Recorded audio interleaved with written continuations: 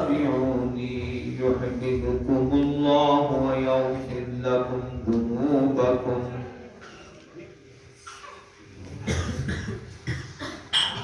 قال النبي صلى الله عليه وآله وسلم: من أحب سنتي فقد أحبني ومن أحبني كان معي في الجنة.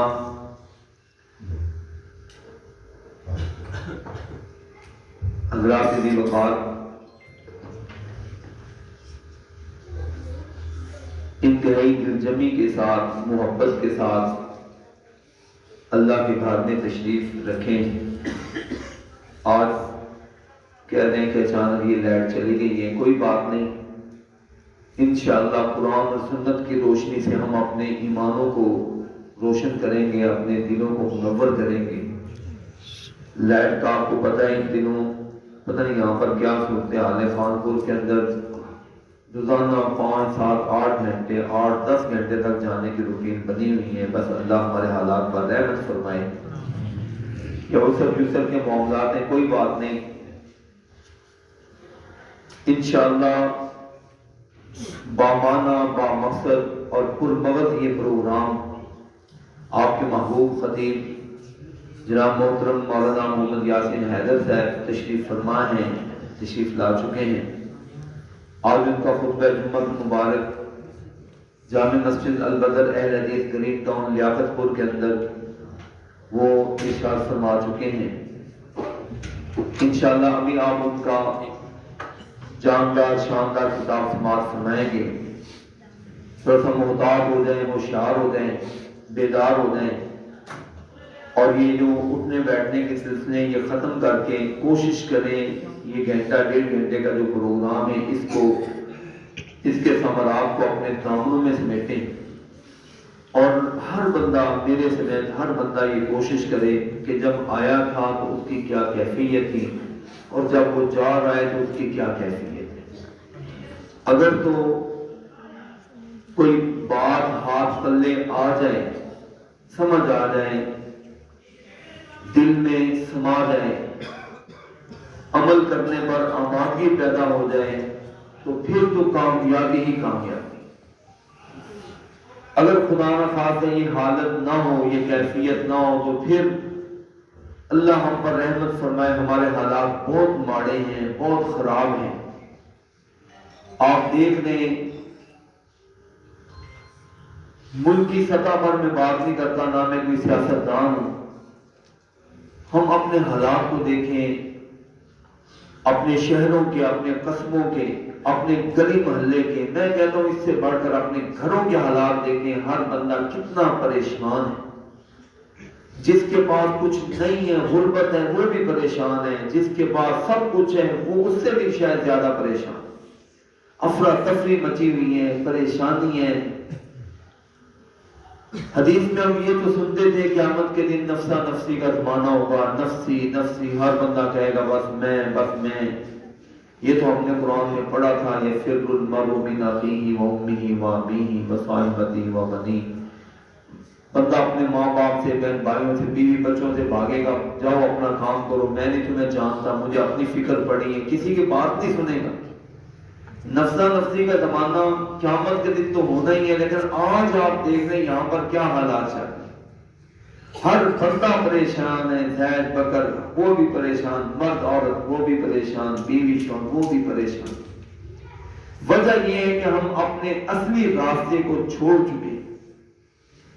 بندہ اگر سیدھے راستے پر چل رہا ہو نا، بندے کو پتا ہو میں جس گاڑی پر بیٹھا ہوں یہ مجھے بالکل میری منزل پر پہنچا دے گی، چلو وہ راستے میں زیادہ بریکیں ماریں، راستے میں زیادہ اسٹاپ لے لیں یا ایسا چلیں، پھر بھی بندے کو توقع ہوتی ہے صبح ہونا تو شام، شام میں تو صبح پہنچ جاؤں.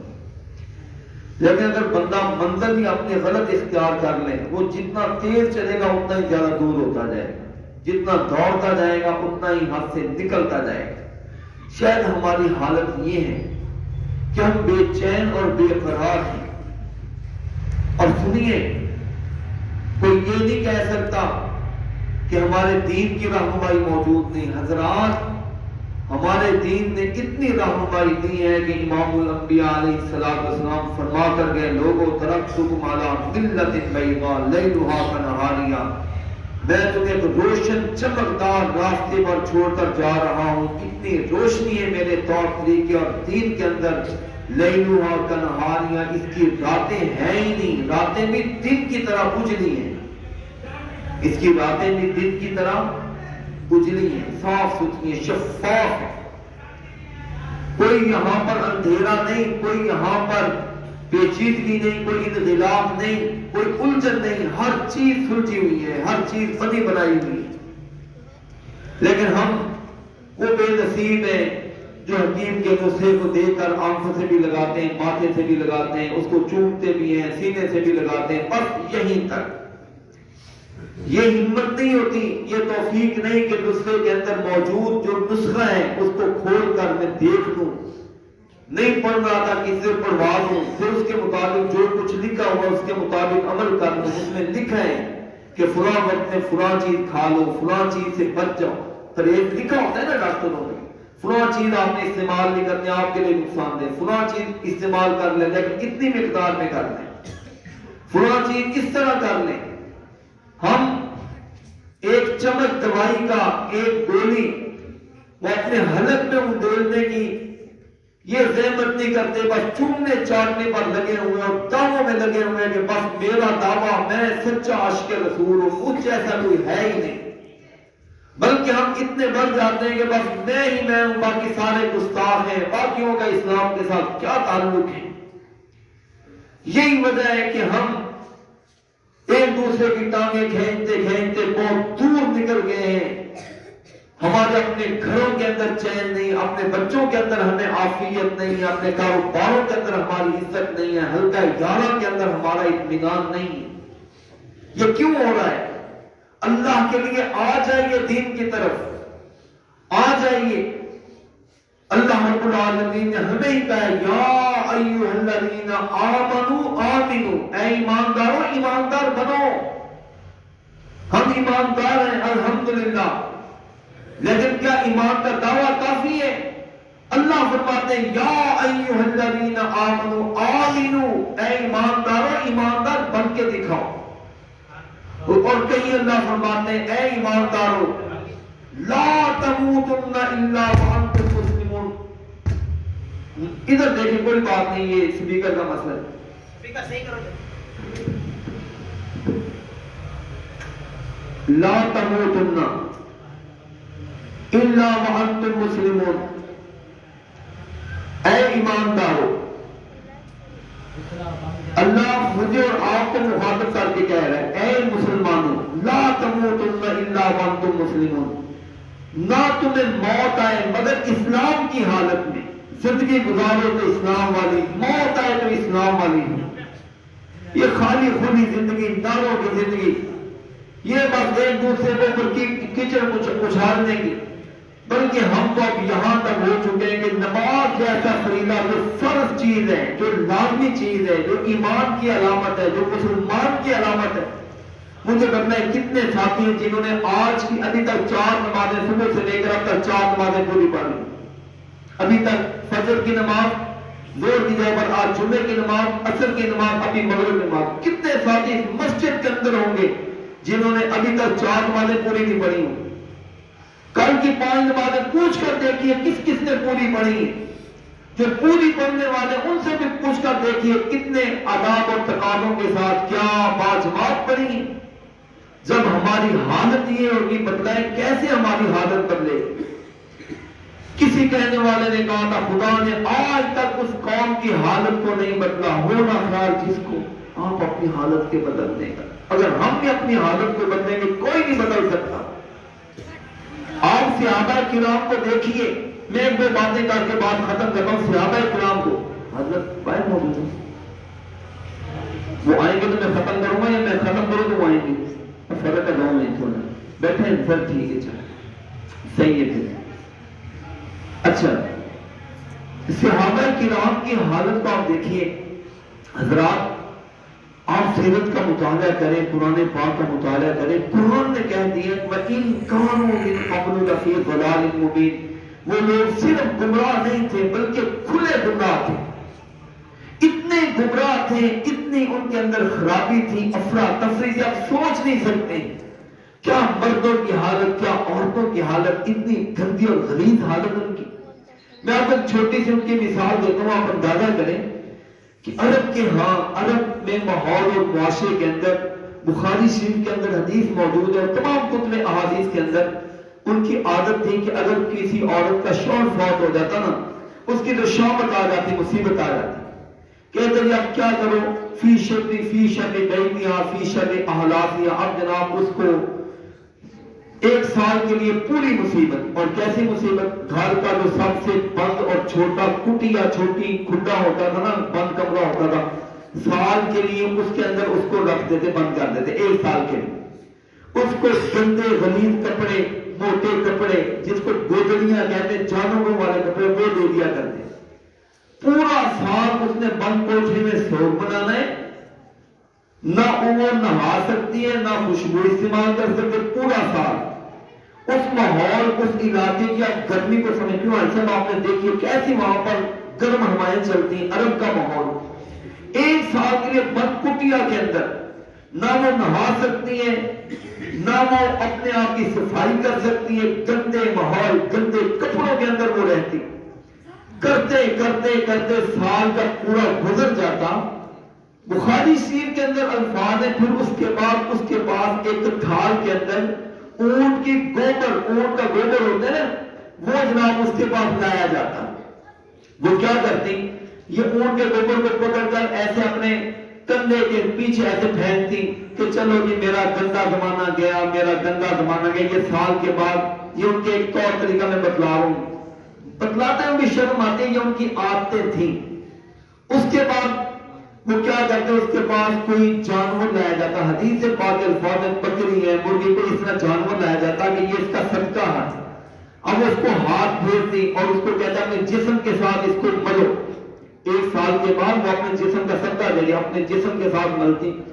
حدیث کے الفاظ ہے کہ بہت کم ایسا ہوتا تھا کہ کسی جانور کو ملتی، پکڑتی، ہاتھ لگاتی، پھر وہ زندہ ملتا ہو، اس کے جسم سے تعفن اور بدبو اتنی آتی ہوتی، اتنی بدبو۔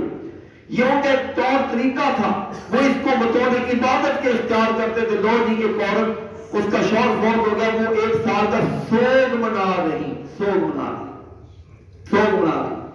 اس ماحول کے اندر یہ چھوٹی سی مثال آپ کے سامنے پیش کی ہے، وہ اتنے گندے عقیدے کے، گندی سوچ کے اور گندے معاملات کے مالک تھے،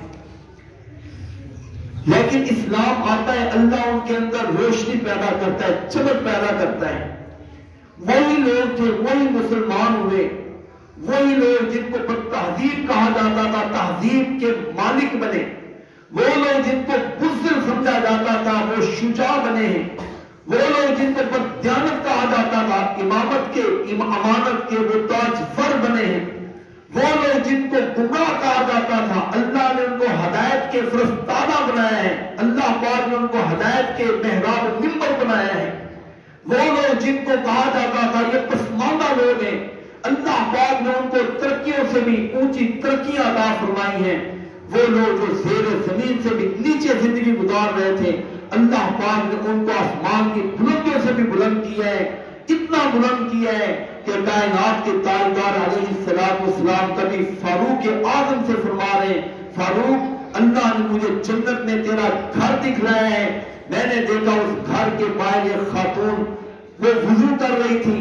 عمر میرا دل تو چاہتا تھا تیرے گھر میں چلا جاؤں، لیکن تیری غیرت کو یاد کر کے میں تیرے گھر سے ہو کر نہیں آیا۔ وہ صحابہ تھے جن کو اللہ نے اتنی عزت عطا فرمائی، اتنی عزت عطا فرمائی کہ آقا علیہ السلام اپنے غلام کو کہتے تھے بلال تیرے قدموں کی چاپ میں جنت کے اندر سن کر آیا۔ لیکن حضرات میں یہاں پر تھوڑا سا آپ سے سوال کروں گا، یہ سارا مقام ان کو کیوں ملا؟ دعوے دار ہم بھی ہیں، ہم بھی کہتے ہیں کہ ہم محب رسول ہیں، ہم بھی کہتے ہیں کہ ہم عاشق رسول ہیں، ہم بھی کہتے ہیں کہ ہم نام لیوا ہیں، لیکن فرق ہے جناب بات کے اندر، بات کہنے کے اندر اور عمل کرنے کے اندر فرق ہوتا ہے۔ آج یہی چیز ہم نے سمجھنی ہے کہ ہم دعوے دار ہیں، رجسٹرڈ مسلمان ہیں، ہمارے شناختی کارڈ کے اوپر بھی لکھا ہوا ہے کہ ہم مسلمان ہیں، ہمارے پاسپورٹ کے اوپر بھی لکھا ہوتا ہے مذہب کے خانے کے اندر کہ اس کا مذہب اسلام ہے، ہمارے نکاح نامے کے اندر بھی لکھا ہے کہ یہ بندہ مسلمان ہے۔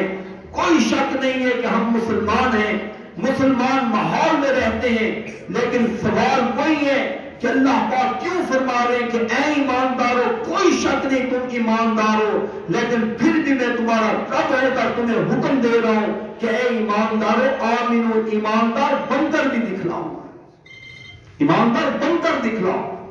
تمہارے معاملات دیکھ لو، کسی کو اس سے دیکھو، اس کے گھر کے اندر جا کر اس کے بیوی کے معاملات کو دیکھ لو، اس کے بچوں کے معاملات کو دیکھ لو، کسی بندے کو پرکھنا ہو اس کے حساب کتاب کے معاملات کو دیکھ لو، کسی کو پرکھنا ہو اس کے شراکت دار اور کھاتے داروں کے حوالے سے پوچھ کر دیکھ لو، کسی کو پرکھنا ہو اس کی مسجد میں اس کے آنے جانے کو دیکھ لو، کسی کو پرکھنا ہو اس کی اٹھکن بیٹھکن کو دیکھ لو، کسی کو پرکھنا ہو اس کی نشست و برخاست کو دیکھ لو، کسی کو آزمانا ہو اس کی خوشی اور غمی کو دیکھ لو، کسی کو آزمانا ہو اس کے عسر اور یسر کو دیکھ لو، پتہ چل جائے گا یہ بندہ اپنے دعوی اسلام کے اندر کتنا سچا ہے۔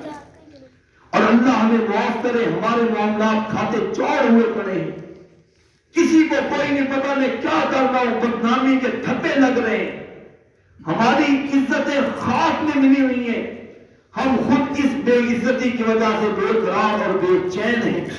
اور آپ کو پتا ہے کہ صرف عالم کفر نہیں بلکہ پوری دنیا کے اندر سب سے زیادہ جو چیز استعمال ہو رہی ہے وہ آرام دہ ادویات اور دوائیں استعمال ہو رہی ہیں۔ سب سے زیادہ جس کا کاروبار ہو رہا ہے وہ کس چیز کا ہو رہا ہے؟ دوائیوں کا ہو رہا ہے۔ اور دوائیوں میں سے سب سے زیادہ کون سی دوائی استعمال ہو رہی ہے؟ آرام والی دوائی، آرام والی دوائی۔ چین نہیں ہے جناب، آرام نہیں ہے، نیند نہیں آ رہی، سکون نہیں آ رہا۔ اور بھائی کیسے آئے گا؟ جس دل کے اندر اللہ کی محبت نہ ہو، جس کے دل کے اندر رسول اللہ علیہ السلام کی محبت نہیں ہوگی، یاد رکھے وہ دل بے چین اور بے قرار رہے۔ صحابہ کرام کو دیکھیے، اللہ پاک نے ان کو، اگر میں ذات رسول کے حوالے سے بات کروں ایک لمبا مضمون ہے، بات رسول کے حوالے سے بات کروں ایک لمبا عنوان ہے، لیکن میں ایک دو باتیں کر کے بات ختم کرتا ہوں۔ حضرات صحابہ کرام کی نبی پاک علیہ السلام کے ساتھ اتنی چاہت اور محبت ہوتی تھی، آپ نبی پاک کی زبان سے نکلی باتوں کی وہ کتنی قدر کرتے تھے۔ میں کہتا ہوں یہ تو بہت بڑی بات ہے۔ صحابہ کا تو یہ عالم تھا، آقا علیہ السلام کے جسم کا اگر ان کے پاس داڑھی کا یا سر کا ایک بال بھی ہوتا تھا وہ ان کے نزدیک دنیا و ما فیہا سے زیادہ بہتر ہوا کرتا۔ بخاری شریف میں واقعہ موجود ہے، حضرت محمد ابن سیرین بہت بڑے حدیث کے راوی گزرے، تعبیر الرؤیا کے حوالے سے مسلمہ امام ہیں۔ انہوں نے واقعہ نقل کیا، کہتے ہیں میں نے ایک شخص جن کا نام عبیدہ ہے رحمہ اللہ کہا جاتا ہے، بخاری شریف کے اندر اس شخص کا نام عبیدہ موجود ہے اور ان کے نام کے ساتھ نیچے بین الصدور لکھا ہوا ہے۔ یہ شخص نبی پاک علیہ السلام کی زندگی میں مسلمان ہو گئے تھے، لیکن ان کی قسمت یہ ہے کہ یہ آقا علیہ السلام کو ملاقات نہیں کر سکتے۔ آپ کی زندگی کے شخص ہیں لیکن کسی وجہ سے ملاقات، ایسے شخص کو مخدر بھی کہا جاتا ہے، صحافی نہیں ہوتا ہے، لیکن اس کا قدر قابل کہتے ہیں۔ میں نے کہا جناب اللہ نے ہمیں یہ اعزاز عطا فرمایا کہ عندنا من شعر النبی صلی اللہ علیہ وسلم، ہمارے پاس کائنات کے تاجدار علیہ السلام کا ایک بال موجود ہے، ایک بال موجود ہے۔ جب اس عبیدہ نامی مخدرمی نے نبی پاک علیہ السلام کے جان نثار اور فداکار نے سنا، کہنے لگا ایک بال موجود ہے، یہاں تم کتنے خوش نصیب ہو۔ کعبہ کے رب کی قسم اگر میرے پاس ایک بال ہوتا میرے نزدیک یہ دنیا و ما فیہا سے زیادہ بہتر ہوتا۔ ان کی محبت دیکھیں، اپنے پیغمبر کی ذات اور بات کے ساتھ محبت دیکھیں کہ کاش کہ میرے پاس ہوتا، کاش کہ میرے پاس ہوتا۔ جہاں تک بات کا تعلق ہے، یہ بھی بخاری شریف میں حدیث موجود ہے، حضرت عمران ابن حسین کہیں رضی اللہ تعالیٰ عنہ صحابی رسول ہیں کہ بعد میں واقعہ ذکر کیا کرتے تھے، کہتے ایک مرتبہ ہم حضور علیہ السلام کے ساتھ بیٹھے ہوئے تھے، جانور ہم نے باہر چھوڑے باندھے ہوئے تھے، آقا علیہ السلام تشریف فرما ہے، ہم باتیں کرتے جا رہے ہیں، حضور باتیں سنا رہے ہیں، اونٹ کے ضائع ہونے پر. آپ کو پتا آج کل بھی اونٹ نارمل اونٹ خریدے تو ₹1,00,000 سے اوپر کا ہے, ₹1,00,000 سے. اللہ کے بندو یہ ہمیں محفل ہے, یہ مجلسیں مفت میں مل جاتی ہیں, ہمارا کوئی ٹکا پائی پیسہ نہیں لگتا. جو محنت کرتے ہیں وہ خطیب امام نے کرنی ہے. ہمیں تو اللہ کے نام پر بلایا جاتا, آؤ اللہ کے گھر میں آ کر نبی پاک کی حدیثیں سیکھ لو, حدیثیں سن لو, صحابہ سے قدر معلوم کر کے دیکھو. بعد میں ہمیشہ ان کو افسوس لگا رہا کاش کے اونٹ کی کوئی پرواہ نہ کرتا, نبی پاک کی باتیں مزید سیکھ لے. تیسرا واقعہ یہ بھی بخاری شریف میں موجود ہے. حضرت جابر رضی اللہ تعالیٰ کو کہتے ہیں نبی پاک علیہ لمبا واقعہ ہے, مختلف زاویوں سے امام بخاری رحمۃ اللہ علیہ نے اس کو مختلف زاویوں سے نقل کی ہے. میں ساری چیزیں چھوڑ کر ایک مختصر سی چیز بیان کر رہا ہوں, مختصر سی چیز. حضرت جابر رضی اللہ تعالیٰ عنہ بیان کرتے ہیں, کہتے ہیں نبی پاک علیہ السلام کے ساتھ میرا ایک اونٹ کا معاملہ ہوا. آپ نے اونٹ مجھ سے خریدا, ریٹ طے ہو گیا. جب ہم گھر پہنچے سفر میں تھے, سودا طے ہو گیا, مدینہ شریف میں پہنچے, آپ علیہ السلام نے بلال سے کہا بلال میں نے جابر کا اونٹ خریدا ہے, اس کو اتنی چاندی کے سکے توڑ کر کے دے, اتنی چاندی کے سکے توڑ کر کے دے. کہتے ہیں بلال رضی اللہ تعالیٰ نے جتنا کہا تھا اتنی چاندی ہو گئی, اتنی چاندی. اور پتہ ہے جب پوری ہو گئی نا, آقا علیہ السلام کا حکم ہے یہ یاد کر لیجیے, حضور علیہ السلام کا حکم پاک کی ہے, آپ کا عمل مبارک کی ہے کہ لوگوں دن ورجہ جتنا دینا ہو پورا دینے کے بعد تھوڑا سا بڑھا کر دیا کرو. تھوڑا سا, آپ کو پتہ ہے نا جی چینی ₹100 کلو ہے, ₹100 کی پوری دینے کے بعد تھوڑی سی بڑھا کر دیا. ڈنڈی مارنا, کم کر کے دینا. یاد رکھیے یہ دنیا اور آخرت کے اندر بربادی کا ذریعہ بنتا ہے, اللہ کی لعنت, اللہ کی طرف سے غصت کا ذریعہ بنتا ہے. قیامت کے دن اللہ پاک ان لوگوں سے پوچھیں گے تم بتلاؤ تم بین للمطففین الذین اذا اکتالوا علی الناس یستوفون واذا قالوا او وزنوا یخسرون. قیمت تو تم پوری وصول کیا کرتے تھے, معاف بولتے تھے, کبھی کیسے کیا کرتے, کبھی نہ کیا کریں, بڑھا کر دیا کریں. اور کبھی آپ اس سنت پاک پر شرع صدر کے ساتھ عمل کر کے دیکھیں. ملازم کے ساتھ اگر 10,000 کے ریٹ طے کیے ہیں نا, اس کی تنخواہ کو, اس کے معاملات کا, اس کو دینے کے بعد 4% طرح اس کے ہاتھ پر کسی وقت حوصلہ افزائی کے کر کے دیکھیں اللہ کیسے جوڑ اور محبتیں پیدا ہونا. ہم تو 2 نمبری کرتے ہیں نا, باقی 10 آ کر طے کیا, اب ہم نے اس کو کم کیسے دیں, کبھی اس معنی کبھی اس معنی, کبھی یہاں سے کبھی وہاں سے, کبھی ادھر سے کمی کی کوشش کرتے ہیں. آقا علیہ السلام نے فرمایا لوگوں کمی نہ کیا کرو.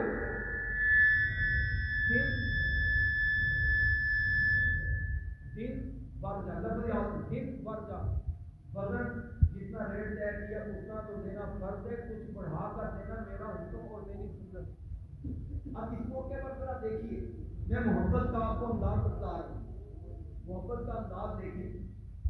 کہتے ہیں حضور علیہ السلام جب پوری چاندی دیکھ لی, اس کے بعد آپ تھوڑی سی بڑھا کر دیں. بلال نے اوپر تھوڑی سی اضافی کر کے دی. کہتے ہیں مجھے پتا چل گیا یہ جو ہے نا یہ نبی پاک علیہ السلام کی میرے ساتھ خاص محبت ہے کہ آپ نے تھوڑی سی بڑھا کر دے دی.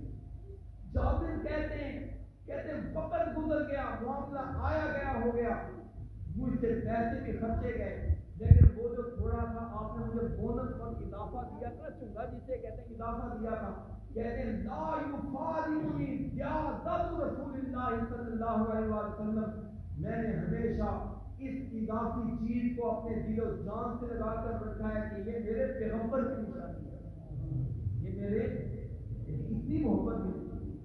آپ نے دیکھ لیا ہر چیز ذات کے ساتھ کی محبت, بات کے ساتھ کی محبت, آقا علیہ السلام کے دیے ہوئے نتیجے کے ساتھ کی محبت.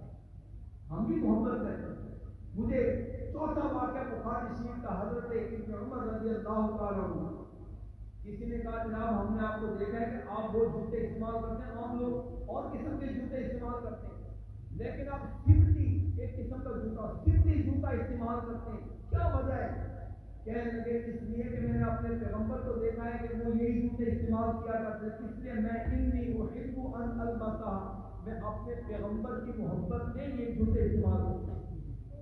اس کی حدیث کے اندر ہے، کسی نے کہا کہ لوگ اپنی داڑھیوں کو مختلف کلر لگاتے ہیں، یہ یاد کر لیجیے، مسئلہ یاد کر لیجیے، داڑھی کو رنگنا بھی جائز ہے۔ حضور علیہ السلام کی زندگی کے اندر مہندی کے ساتھ زعفران کی چیزوں کے ساتھ رنگا کرتے تھے، یا ایک بوٹی ہوتی تھی کالی قسم کی، اس کے اندر مہندی کو ڈال کر مکس کر کے لگایا کرتے تھے، جس کی وجہ سے کالا کلر نہیں بلکہ محمود قسم کا کلر نکلا کرتا تھا۔ یاد رکھیے اللہ، آقا علیہ السلام نے فرمایا جو آدمی اپنے سفید بالوں کو کالا کلر کرے گا، ایک حدیث سے پاک ہے وہ جنت میں نہیں جائے گا، دوسری حدیث سے پاک ہے اللہ پاک اس کو جنت کی خوشبو نصیب نہیں فرمائے۔ حضرت ابن عمر رضی اللہ تعالیٰ عنہ پوچھا گیا کہ آپ یہ سفرہ ایک زرد کلر ہوتا تھا، آپ اس کے ساتھ اپنی داڑھی کو رنگتے ہیں، کوئی خاص حکمت ہے تو بتائیں، لوگ تو باقی چیزوں کے ساتھ رنگ لیتے ہیں، آپ کیوں کرتے ہیں؟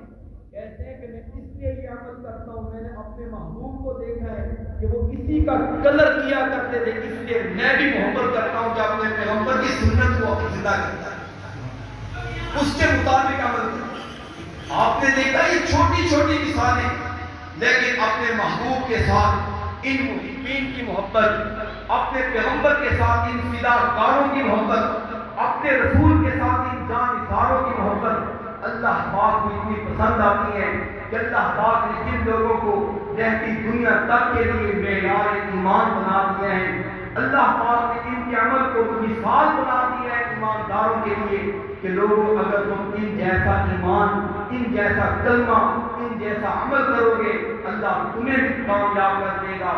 دعا کریں اللہ پاک ہمیں بھی اسی طرح صالح عمل، پاکیزہ عمل، پیغمبر اسلام کی سنت کے اندر رچا بسا عمل کرنے کی توفیق نصیب فرمائے۔ آخر